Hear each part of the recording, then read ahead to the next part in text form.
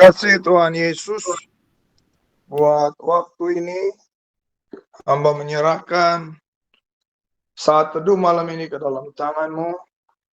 Bagi semua yang sudah bergabung maupun yang akan bergabung, hamba mohon kuasa Roh Kudus ada sama-sama dengan kami, menyertai kami, membimbing kami ke dalam seluruh kebenaran Allah. Ku minta kasih karunia-Mu berlaku di atas kami. Dalam nama Tuhan Yesus Kristus, hamba berdoa dan memberkati kami semua. Haleluya, haleluya. Semua bilang amin. Amin.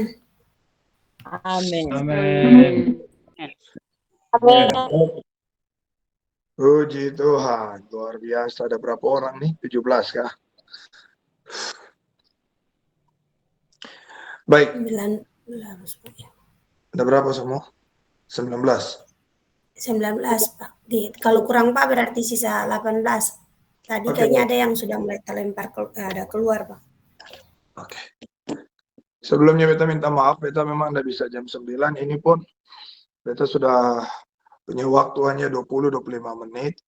Karena beta harus segera memimpin ibadah yang beta sudah laksanakan selama 8 bulan ini. Oke. Malam ini kita mau belajar tentang persembahan sulung ya. Jadi kalau bicara persembahan sulung, maka kita bicara tentang sesuatu yang sangat esensi di dalam Alkitab. Ya. Persembahan sulung itu bukan persembahan gaya-gayaan. Itu sesuatu yang kalau membaca Alkitab, kata sulung itu muncul berkali-kali, ribuan kali muncul ya. Karena itu persembahan sulung itu sangat-sangat luar biasa. Persembahan sulung yang pertama muncul itu di Kejadian 4 ayat 4 ya. Ini menjadi dasar pijak pembelajaran kita saat ini bahwa persembahan sulung itu pertama kali muncul itu dalam Kejadian pasal 4 ayat 4. Pada ayat 3 dikatakan Kain mempersembahkan akan sebagian. Tapi di ayat 4 Habel mempersembahkan yang sulung. Sebelum Kejadian pasal 4 kita tidak menerima ada pesan, ada perintah dari Tuhan untuk memberikan persembahan sulung. Jadi karena itu kita berani berkata bahwa persembahan sulung ini adalah inisiasi manusia yang mendapat perkenanan Tuhan. Saya ulangi. Persembahan sulung yang dilakukan oleh Habel begitu mendapat respon dari Tuhan. Padahal di pasal 3, pasal 2, pasal 1 kita tidak mendapatkan adanya sebuah ketentuan dari Tuhan Allah bahwa kalau manusia beribadah harus mempersembahkan yang sulung. Kalau kita hitung-hitungan ya, persembahan sulung dengan sebagian, mana yang lebih banyak? Pasti yang sebagian kan? Bukan yang sulung, pasti sebagian. Tapi kenapa persembahan sulung itu menggairahkan Allah dan pada akhirnya itu menjadi keputusan dari Tuhan Allah. Jadi memang apa yang Habel lakukan menjadi sebuah sejarah bagi peradaban manusia bahwa akhirnya Tuhan sepakat, Tuhan sangat setuju bahwa selanjutnya setelah persembahan Habel, dia sangat mengindahkan akan persembahan sulung. Karena itu dalam Kejadian 13 ayat 2. Ya, tolong Sinali baca atau Bu Yosi ada tidak Bu Yosi? Bu Yosi Iya, ada? Pak. Coba Ya, Pak. Bapak Yosi baca Keluaran 13 ayat 2. Itu Mama Sandi kah? Keluaran 13 ayat 2. Demikian firman Tuhan. Kuduskanlah bagiku semua anak sulung, semua yang hadir, semua yang lahir dulu dari kandungan pada orang Israel, baik pada manusia maupun pada hewan, akulah yang mempunyai mereka. Jadi coba lihat ayat yang dibacakan oleh Bapak Yosi bahwa Tuhan akhirnya menetapkan. Ya, Tuhan akhirnya menetapkan. Coba sama-sama semua bilang Tuhan menetapkan. Tuhan menetapkan. Tuhan menetapkan. Ya, dari inisiatif seorang manusia yang namanya Habel, akhirnya itu menjadi keputusan Tuhan. Jadi kalau kita bicara persembahan sulung, maka kita bicara tentang sebuah kesukaan Tuhan yang adalah perintah. Tuhan berkata, semua yang lahir, semua Tuhan punya. mau dari binatang, dari manusia, semua hasil gandummu, semua hasil pertanianmu, semuanya Tuhan Allah punya. Ya, semua Tuhan Allah punya. Mungkin kalian bertanya kenapa tidak secara jelas disebutkan pertanian, karena ingat Israel waktu keluarnya perintah ini lagi beredar-edar di padang gurun, nggak punya waktu untuk bertanam, paham ya? Nanti kita dapati seterusnya, kita lihat bahwa bukan hanya soal yang dilahirkan, tetapi apa yang ditanam, itu semua Tuhan Allah punya. Jadi kalau kita bicara tentang persembahan sulung, maka itu adalah perintah Tuhan. Sama-sama bilang perintah Tuhan. Perintah Tuhan. Ya, itu adalah perintah Tuhan. Itu bukan apa ya, program gereja. Kalau misalnya di kita bilang ada persembahan sulung, anak jemaat nggak bisa bilang bahwa itu adalah program gereja. Persembahan sulung adalah firman Allah. Sama-sama bilang persembahan sulung adalah firman Allah. Persembahan sulung adalah firman. Persembahan sulung adalah Jadi karena itu adalah firman Tuhan, maka kita harus melakukannya. Katakan amin. Amin. Amin. Amin. Ya, jadi persembahan sulung yang pertama adalah merupakan perintah Tuhan. Yang kedua, kita buka dalam Amsal 3 ayat 9. Ya. Amsal 3 ayat 9. Coba usia baca. Bapak Lorenz itu kah? Ada Bapak Lorenz tidak? Ada Pak. Amsal 3 ayat 9. Amsal 3 ayat 9, demikian firman Tuhan. Muliakanlah Tuhan dengan hartamu dan dengan hasil pertama dari segala penghasilanmu. Semua bilang amin. Jadi kalau yang pertama, persembahan sulung itu adalah perintah Tuhan, maka persembahan sulung juga saya sebut itu sebagai sebuah persembahan investasi. Ya, Tuhan bilang muliakanlah Allah dengan hasil pertama. Ya, hasil pertama muliakan. Ini bicara tentang bagaimana kita berinvestasi bagi segala bisnis kita, usaha kita. Namanya juga investasi, tidak langsung kita akan terima. Ya, di dunia usaha kita tahu tentang investasi. Seorang kalau menaruh uangnya untuk investasi, dia butuh waktu untuk dia akan menghasilkan income laba yang banyak bagi dirinya. Jadi waktu kita mempersembahkan persembahan sulung, sebenarnya kita sedang berinvestasi kekal. Semua bilang amin. Ya. Salah satu Salah satu kegagalan dari gereja atau banyak jemaat adalah mereka tidak berani berinvestasi bagi sorga. Mereka selalu berinvestasi bagi apa yang mereka anggap bisa mendatangkan untung secara pikiran. Persembahan sulung adalah investasi iman. Sama-sama bilang, investasi iman. Investasi iman. Jadi namanya juga iman. Iman tidak ada hubungannya dengan apa yang dikatakan oleh dunia. Iman berarti kita back to Bible. Kita percaya ini perintah Allah. Begitu kita melakukannya, maka kita sedang berinvestasi di dalam berkat Allah yang luar biasa. Alkitab berkata bahwa orang yang takut Tuhan pasti diberkati. Amin. Orang yang diberkati Tuhan pasti diberkati. Nah, kadang-kadang kita bilang amin, tapi kita tidak berani berinvestasi. Nah, beta sejak jadi gembala, sudah 23 tahun jadi gembala. Semua jemaat yang beta layani, setiap awal tahun beta harus wajibkan membawa persembahan sulung. Ini bersifat persembahan investasi. Kalau kalian mau diberkati sepanjang tahun 2023, kalian harus berani dong berinvestasi hari ini. Kalian mau menabur berapa? Kalian menaruh berapa? Kalian ingin Tuhan memberikan kalian sebuah rumah. Tapi kalian berinvestasi cuma 10.000, 20.000. Tolong jawab saya, ini masuk akal tidak? Kan tidak. Orang yang mau berinvestasi banyak, orang yang ingin diuntung banyak, dia harus berinvestasi banyak. Karena itu kalau di dunia bisnis, kita lihat orang-orang yang mau untung banyak, mereka menanam sahamnya lebih banyak. Orang yang menanam saham contoh 1 juta, dia akan mendapat bunga kecil. Contoh begini. Perjanjian dalam sebuah bisnis kerja, Masing-masing akan mendapat 1% dari keuntungan laba bersih dari sebuah perusahaan. Maka contoh, kalau saya menabur 1 juta, Ibu Sandi menabur 100 juta, Ibu Yeti menabur 1 miliar, Ibu Nali menabur 100 miliar. Menurut Bapak Ibu semua, siapa yang uangnya paling banyak dari 1%? Ibu Nali. Ibu Nali. Ya, sebab apa? Dia menabur 100 miliar.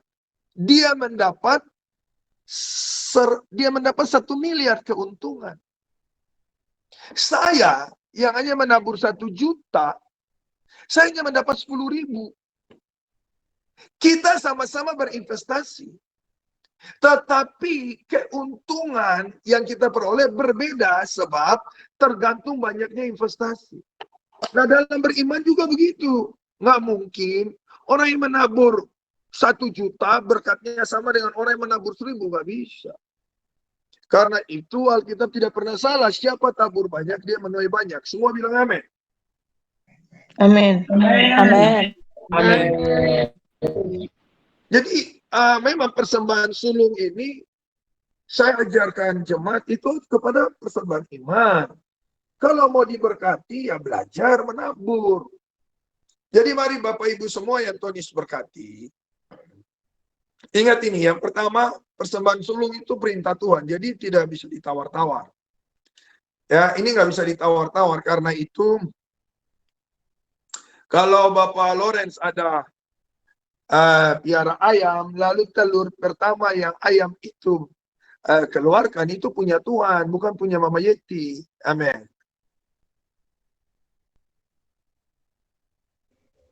Itu jelas. Anda menanam pohon pepaya, buah pertama yang masak, itu punya siapa? Tuhan. Amin. Anda buka toko, hasil pertama di hari itu, yang punya siapa? Tuhan. Bagi anak-anak muda yang bekerja, gaji pertamamu itu punya Tuhan. Itu yang beta ajarkan dan beta lihat. Anak-anak muda semua yang kasih numpuk gaji pertama for Tuhan Allah, anak muda itu pasti diberkati luar biasa. Pasti. Pasti. Jadi, mengakhiri pelajaran kita di malam ini, beta mau ingatkan buat semua. Berdasarkan Kejadian 4 ayat 4, maka jangan melakukan tindakan persembahan sulung karena terpaksa. Sama-sama bilang tidak boleh terpaksa. Tidak Tidak boleh Tidak boleh terpaksa. Yang pertama, harus dasarnya adalah iman. 1, 2, 3 bilang iman. Iman. Yang kedua adalah ketaatan kepada firman. Tidak boleh ada kekhawatiran. Saya membawa persembahan sulung karena saya beriman. Kalau saya kasih yang pertama buat Tuhan Allah, maka Tuhan Allah pasti berkati saya dengan hebat. Yang kedua, saya membawa persembahan sulung karena saya mau taat firman Allah.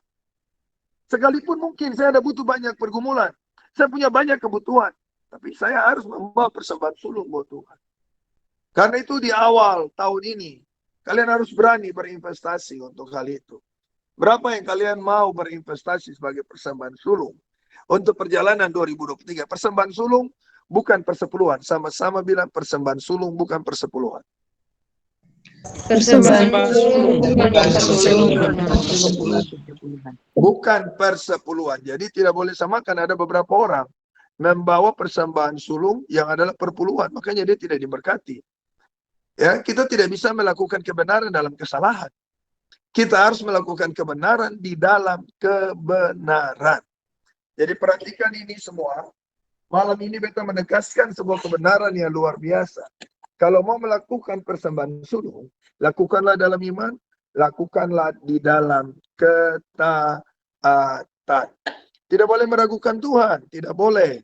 Ya, nilai gereja folk yang keempat itu bahwa orang yang memberi dia tidak akan pernah miskin. Sama-sama bilang amin. Amin. Amin. Amin. Tidak pernah apa? Miskin. Tidak pernah. Tidak pernah. Amin.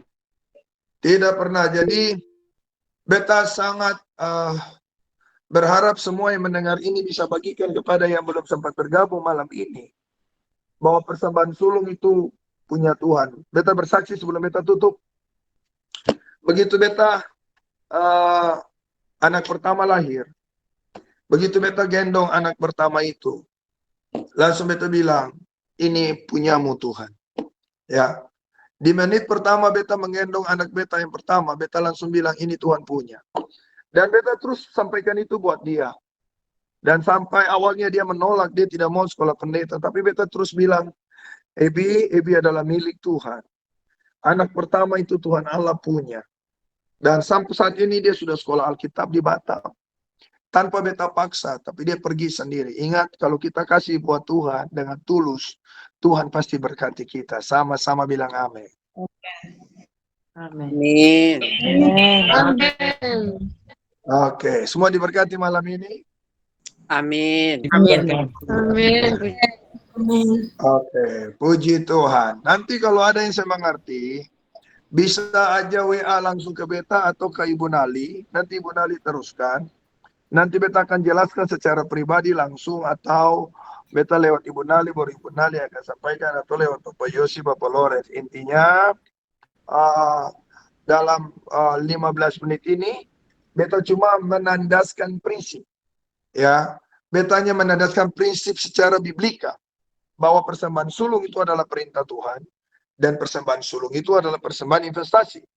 Persembahan sebagai perintah Tuhan, maka semua yang pertama dari kepunyaan kita, kita harus kasih buat Tuhan. Apakah itu gaji pertama, ya anak pertama, hasil usaha pertama, semuanya itu Tuhan Allah punya. Hasil kebun pertama Tuhan Allah punya. Yang kedua, persembahan investasi. Persembahan investasi selalu kita lakukan di awal tahun. Kalau saya mau 2023 saya diberkati, saya harus berinvestasi. Nah, dalam berinvestasi tidak boleh ragu-ragu. Kalau sukasi harus dengan iman. Jangan pernah ragu-ragu. Orang yang ragu-ragu tidak akan pernah mendapatkan apa-apa. Tuhan menolong kalian. Selamat berinvestasi. Selamat melakukan firman Allah. Persembahan sulung tidak akan pernah kedaluarsa. Persembahan sulung tidak akan pernah basi. Apa yang kau tabur, pasti kau tuai. Kau tabur dengan penuh sukacita dalam persembahan yang tahu diri, dengan memperhatikan anugerah Allah. Beta yakin dan percaya, jemaat di Dobo, semua anggota persekutuan pasti diberkati. Sama-sama bilang, saya pasti diberkati. Saya pasti. Mari semua tutup mata, Saya angkat pasti. tangan, beta mau berdoa. Bapa di sorga, hamba memberkati mereka semua, Ibu Nali dan semua hamba-hamba Allah, Pak Lorenz, Pak Yosi, semua pengurus pelayanan hamba serahkan ke dalam tangan-Mu.